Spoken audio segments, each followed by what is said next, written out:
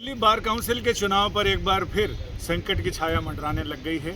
Delhi bar council के चुनाव मतदान तो हो गया, लेकिन मतदान के बाद मतों की गिनती जो कछुए की रफ्तार से चल रही है, उस पर सुप्रीम कोर्ट में याचिका दाखिल कर कहा गया कि इसमें कई गड़बड़ियां हुई हैं, मतपत्रों में छेड़छाड़ की गई है और जो गणना हो रही है उसमें अधिकतर मतपत्र छेड़छाड़ वाले हैं।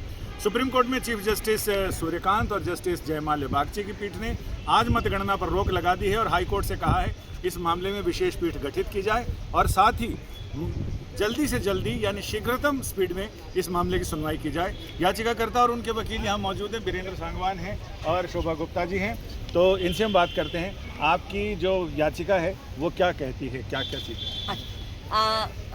गुड आफ्टरनून जी। In fact, Mr. Virender, he is a younger brother to me. He approached us for filing this petition because the Dhulia committee has rejected the representation given by all the 116 candidates who are the contesting bar council election.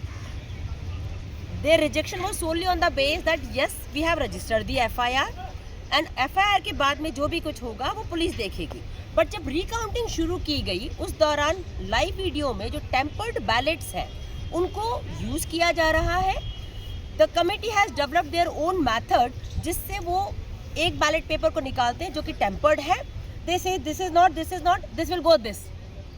तो ये एक बहुत बड़ी जो है इसमें इस तरह की कमी पाई गई है कि टेम्पर्ड बैलेट्स को यूज़ करके स्टैट्यूटरी बॉडी के इलेक्शंस के रिजल्ट्स को डिक्लेयर और डिसाइड नहीं किया जा सकता।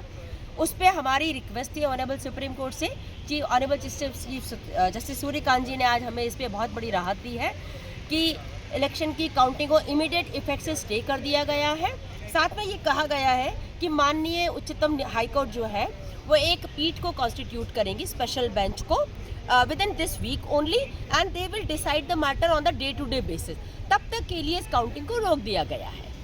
हमारे साथ वीरेंद्र सांगवान जी हैं। वीरेंद्र जी, आप इस मामले में याचिका करता हैं, तो ये पूरा मामला जिसमें कोर्ट ने स्टे भी कर दिया है और नई बेंच कंस्टिट्यूट करने को कहा है, तो कितनी उम्मीद लगती है कि गर्मी की छुट्टियों में ये मामला डिसाइड हो जाएगा?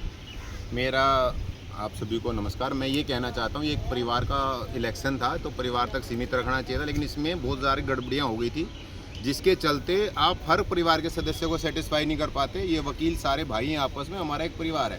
मेरा मानना है कि भी जैसे इन्होंने स्पीड ही बिल्कुल कम कर रखी थी, काउंटिंग भी बीच में छुट्टियाँ हैं 4-4, 5-5 दिन की, वो भी गलत था। बैलेट पेपर खुले पड़े थे, चेंज हो रहे थे, सब कुछ गड़बड़ था।